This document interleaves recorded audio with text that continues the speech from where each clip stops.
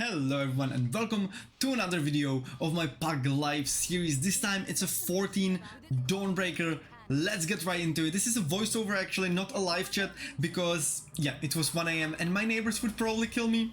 As you can see, I immediately put one of the casters into my focus, because I also have, keybind for set focus kicks, which is something I definitely recommend, so that I can focus on the ritualist. That's the main mob that has to die. That's where I pump my lava bursts and, all my abilities, really. On this pack, not much to be worried about apart from the damage that the ritualist does, which is, a dot on 2 people pretty much, and then of course this one dispel that pops on one of the players, so wait for them to go away from other people and then dispel. Now I did make a little mistake there. I didn't have my flame shock up on the ritualist for quite a long time, which is something that shouldn't happen because you are losing, performance, you are losing DPS by not critting all of your lava bursts and by using the damage over time effect itself. On this pack, you pretty much always bloodlust. It's the biggest value because you don't need it for anything else, and you get a good timer on the packs where you actually need it. As you can see, I immediately popped SLT here. Don't be afraid to pop your rotational CDs. Actually, especially as a totemic, that's how you should be healing most of the stuff. Like, most of the healing that you do should be purely through your rotational CDs, your healing stream totem, and your free chain heals, free instant chain heals through your totems. As you can see, I'm pretty much not casting chain heal ever. Instead, I'm focusing on healing surge. Especially because as a totemic, you get these modes. After you drop your surging totem, you get water, earth, and air mode that have some special effect. The two most important ones are the earth mode and the water mode. Now the earth mode, like after you pop your surging totem, will put earth living weapon at a higher effectiveness on people not whenever, but when you use your first chain heal. So if there's a lot of healing about to come, then you should get the earth mode to put earth living totem on people, because we are playing earth surge for 15% increased healing on people affected by it.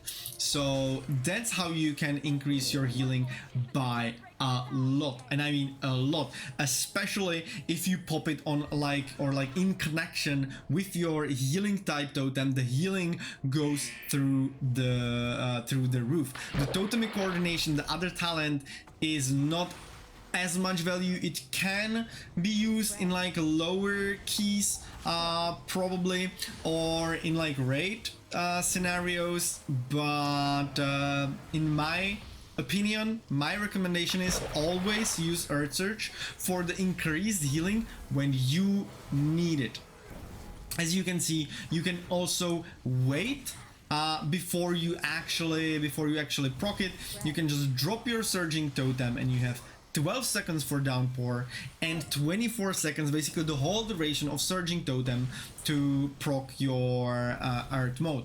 The other mode is the water mode. What it does is that after you drop your surging totem, your next healing surge will duplicate itself on a second player within your healing range, and that makes just so much more value.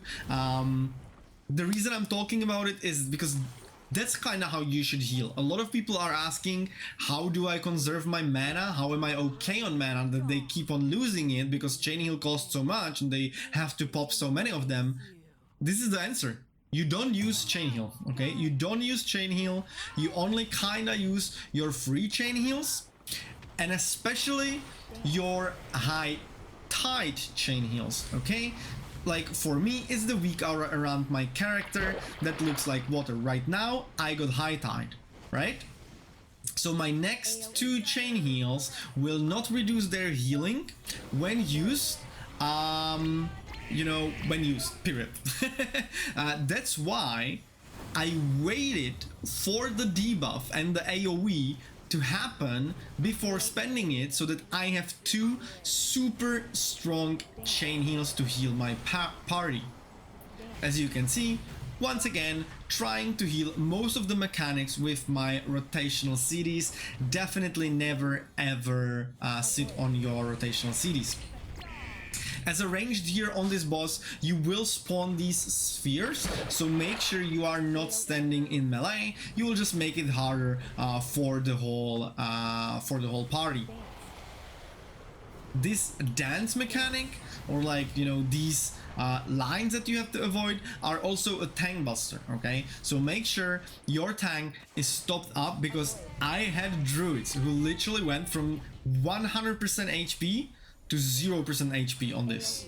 Okay, obviously it does damage to everyone, but like the tank can die if they don't use their defensives well, or if they're not topped up, so make sure they are. Once again, using SLT to heal stuff, and just keep on focusing on the damage. That's like another advantage of healing kind of like purely with your rotational CDs, is that you just drop them, you know, and forget. And especially if you like combine SLT with like a high tide chain heal through your healing stream totem, that's it. That's like any mechanic on plus 14. It will solo heal that mechanic if people stand in it, and especially because I'm playing Spouting Spirits. Spouting Spirits is an extreme value talent. I would argue that you cannot get anything better than Spouting Spirits as a totemic, because the way it works is that after 1 second it will heal players for, you know, a huge value, plus of course you have the SLT itself. It will give you a higher damage reduction on SLT, and it also counts as another totem, meaning that you use SLT, it will, you know, cast chain heal, and then 1 second after it will cast another one through spouting spirits. So it's literally one button heal of everyone from 5% to full. So definitely use it there. Here, spoiler alert, you will see me die because I'm an idiot. I used my jump to get further away from the melee group so that I don't put the AoEs on them, and then I didn't have it to get back. I almost had it. It was 1 second, so what I tried is like get into the shortest road where the AoEs connect. You know, I had 1 second to get it back, and I hope that I will survive till then to jump over and survive. That didn't happen. Unfortunately, I died, so I had to time my reincarnation really well. Immediately pop defensive to survive it, which I did, and yeah, we recovered. So yeah, that was the second death, which was unfortunately mine, but fortunately it is also the last death. Sorry for spoilers. Again, if you were waiting for me to die somewhere, none of us die anymore. And we just kind of chill. On this pack, you should focus the shadow because it can do some really disgusting AoE damage if it lives for too long, so you really need to nuke it down. It is kind of the same as the Ritualist. Again, 2 people will get damage over time effect on these packs. You know, just heal them. The only thing I can say is just heal them. Usually you don't need your rotational CD to heal them. Once again, it's preferable. It will draw some, you know, like your attention towards other stuff. It will let you It will let you focus on other stuff. It will let you focus on kicks. It will let you focus on doing damage. You will not have to focus as much on healing if you just let your totems do it.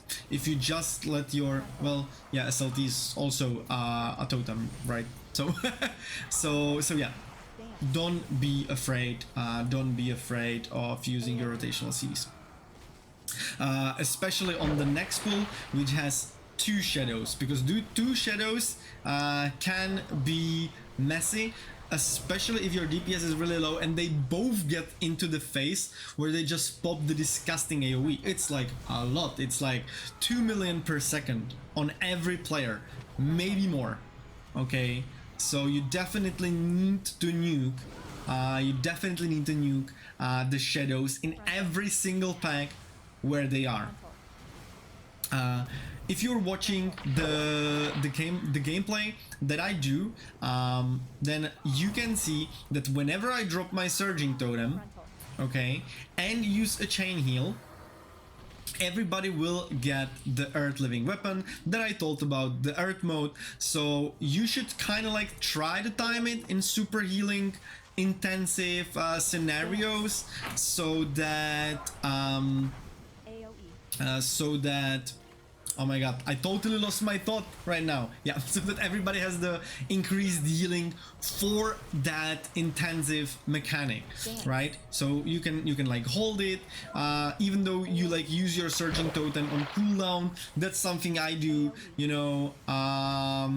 I just kind of like wait till then, till when I need it, unless I really need to pop the healing swing totem. But then again, the earth living weapon also lasts for quite a lot of time, so don't hold for too long. Like 2-3 seconds is okay. You don't want to be sitting on your surging totem for 5 or even more. That's griefing. So make sure you don't hold for too long. But also wasting it where you don't need it can also kind of be considered griefing. So try to pay attention to that. Like spending the earth and water mode is like the strongest part of our kit.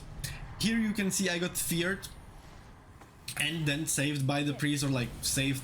There was nothing else to like damage me there anymore, but it's still, thank you. Thank you for grabbing me, mate. And like what I did here is I assumed. And you should never assume, right? Because usually I play with warriors and they, like every single time, they leap away with this mechanic. So I never have to move, right? But this tank is not moving with it. So, you know, obviously I will not force the way I am used to play on the tank.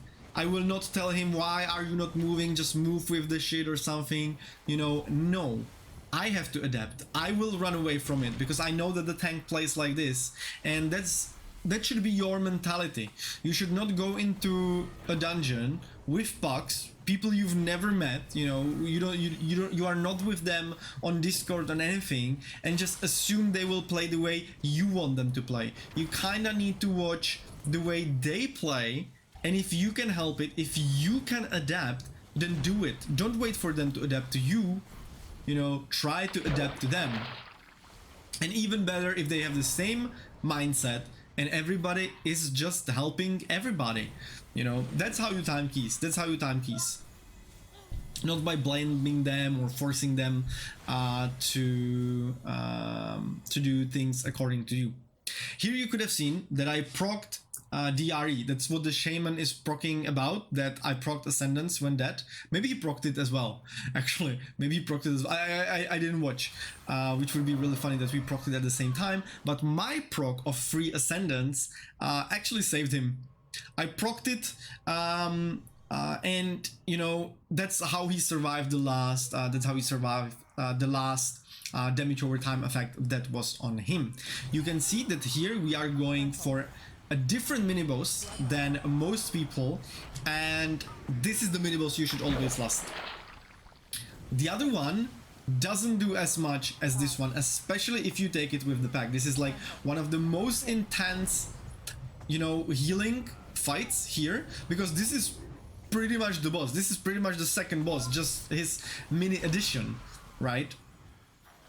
So definitely go and last this mini boss first. Nuke it as fast as possible, because I've seen so many groups wipe here because there was no last. The DPS was, you know, too low, and the boss literally lived through like 8 of the balls, and yeah, I like eventually ran out of rotational CDs, while here I only needed 1. I only needed SLT and it died, which is insane. And that's why you want to last it. That's why you want to last it, because now I also have CDs for the other mini boss, where it's less healing intensive than this one.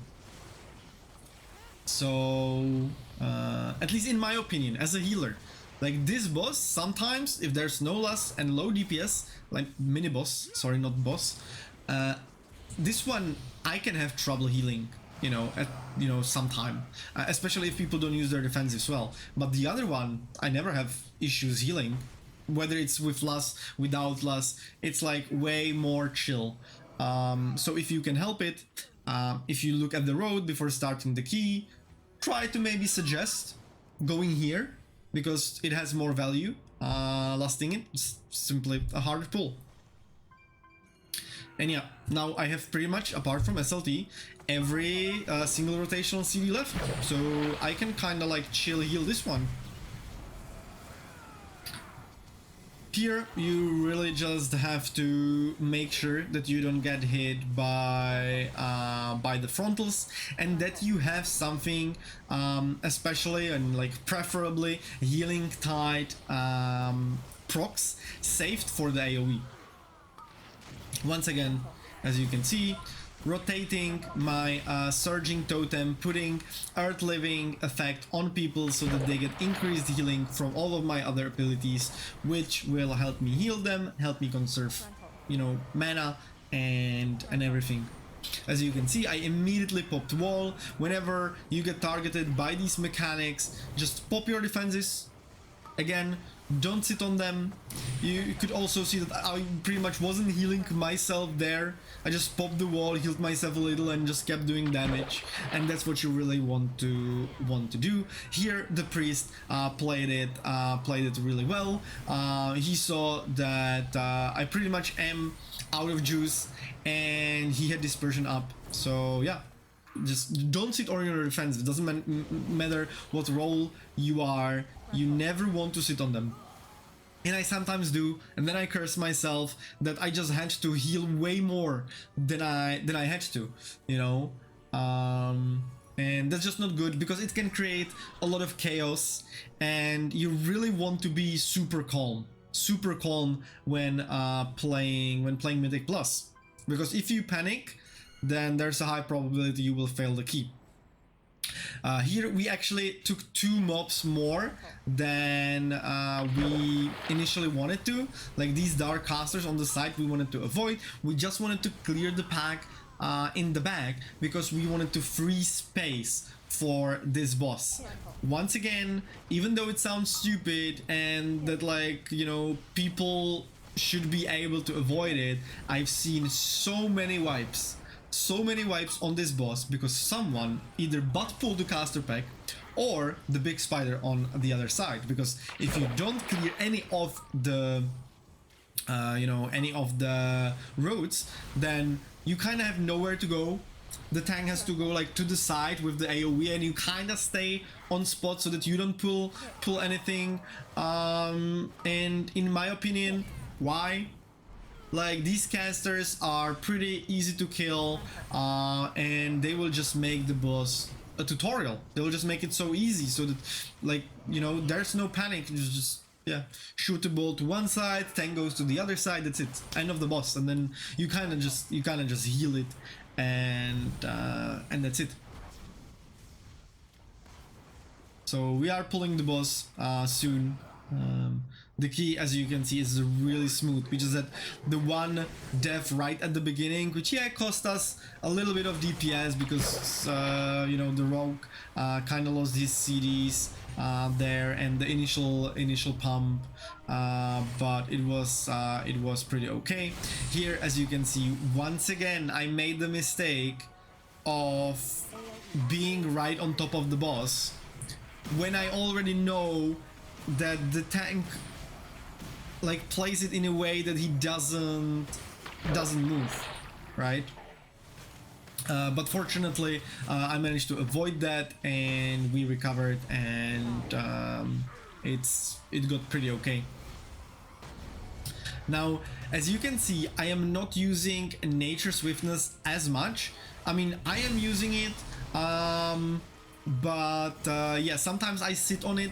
The reason is that I kind of got used to the mana, you know.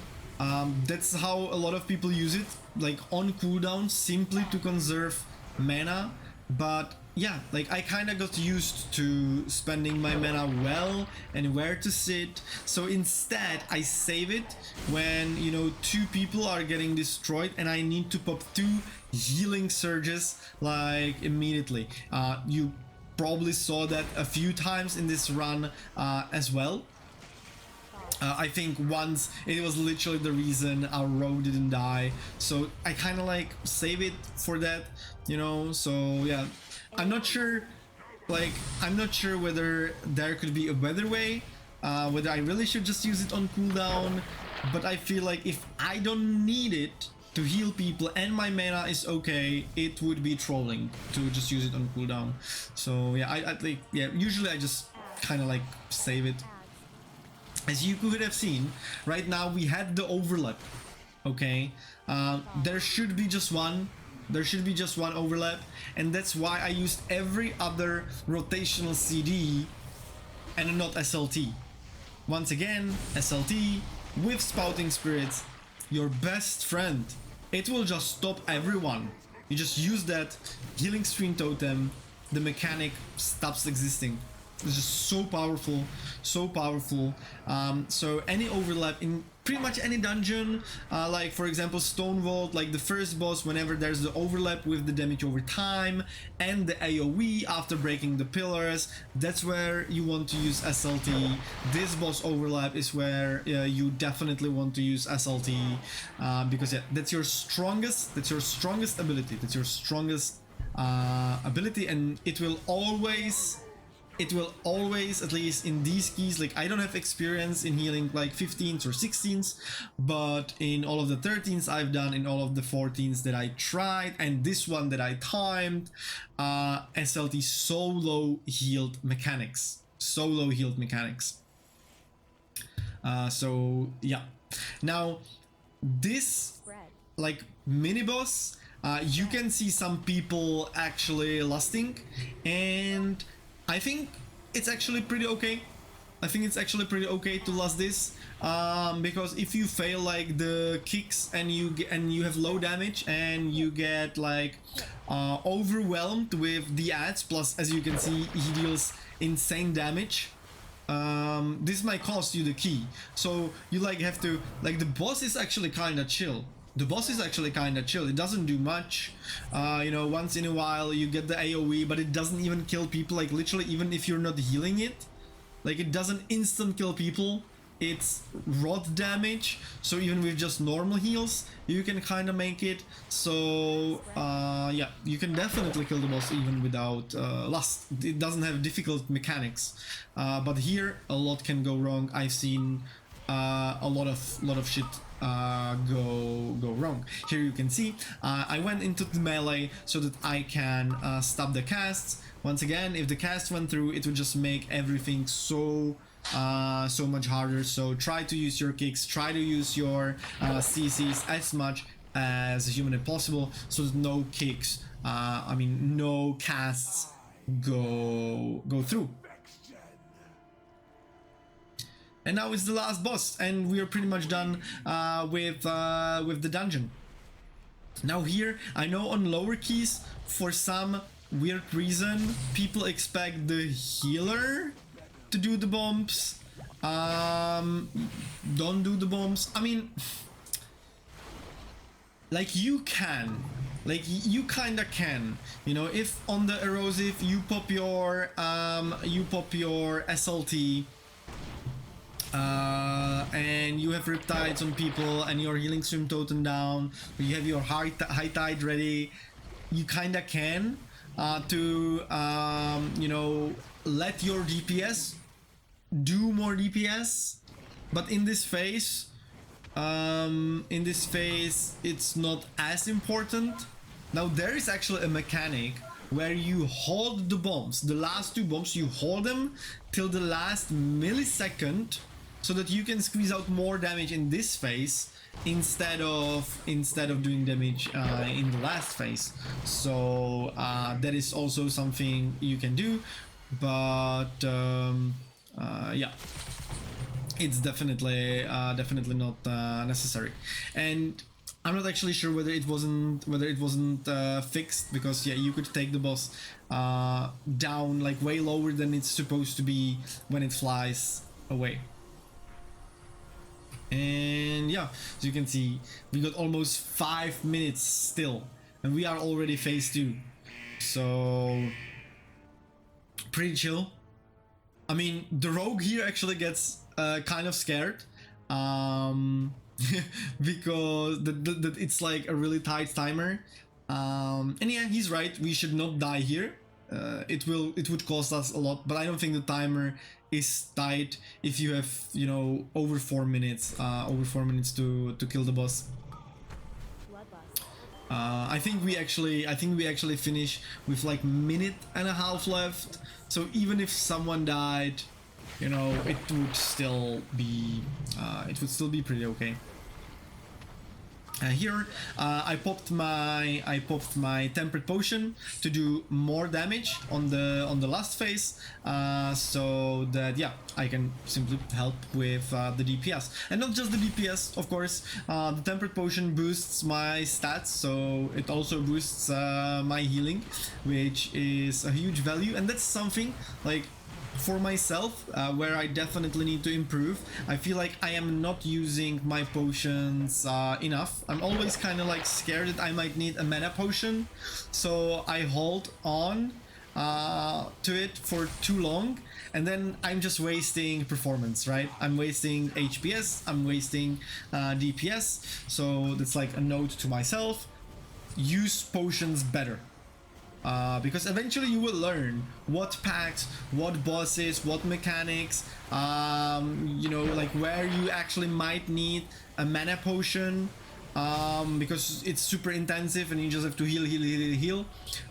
That's, for example, like the last boss in Necrotic Wake. It's a non-stop 50% hits to your tank over and over. Like every single second is 50% of your tank HP down, so you're just constantly healing. That's super mana intensive. Like there, I wouldn't use tempered potion. I would always wait for my chilled clarity, which is, by the way, the mana potion that I'm using. I'm not using Algary mana potion to get some mana back. Instead, I'm using the, I think it's 14 seconds where all of my spells cost no mana, but instead their cast time is 40% higher. But as a totemic with all of the instant casts, I can afford playing it.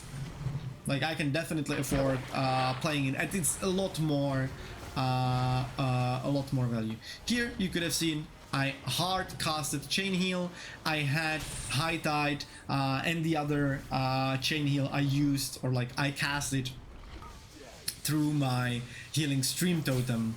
That's like, yeah, I already said it, but high tide, that's the only time when you want to hard cast your chain heal. Otherwise it's a wet noodle. It really is.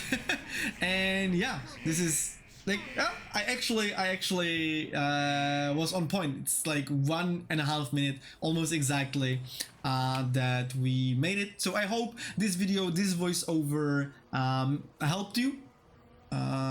I hope I wasn't yapping too much. I was trying to put. This made me so happy. Him calling me a gamer.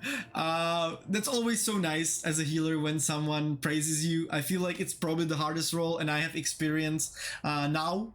This is the first time healing. Now I have experience from all of the roles, and healer is definitely the hardest one. So yeah, it makes me really happy when someone tells me it was good. So I hope this will help you.